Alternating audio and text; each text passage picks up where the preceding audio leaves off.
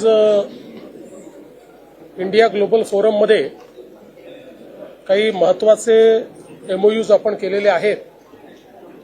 त्याच्यामध्ये युनिलिव्हरचा जो ग्रुप आहे, त्याचा जो आईस्क्रीम बिझनेस आहे मॅग्नम, त्याचं जगातलं त्यांचं सगळ्यात मोठं जे जीसीसी आहे ते पुण्याला लोकेट करण्याचा त्यांनी निर्णय घेतला। त्याबद्दल त्यांनी आपल्याशी करार केलेला आहे।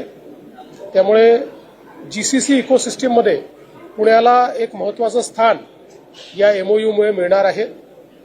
यासोबत आपण MMRDAच्या माध्यमातून जे वेगवेगळे प्रोजेक्ट्स हातामध्ये घेतलेले आहेत त्याच्या फंडिंग टाईपचे आपण आज एमओयू केले।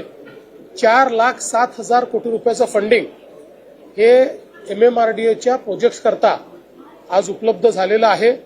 याच्यामुळे आपल्या सरकारने जे काही MMRDAच्या अंतर्गत मेजर सगळे प्रोजेक्ट घेतलेले आहेत याला आता कुठेही फंडिंगची कमतरता राहणार नाही। ते मेट्रोचे असो, पाण्याचे असो, रस्त्यांचे असो, टनेल्सचे असो, या सगळ्या प्रोजेक्ट करता आता फंडिंग आपल्याला उपलब्ध झालेलं आहे।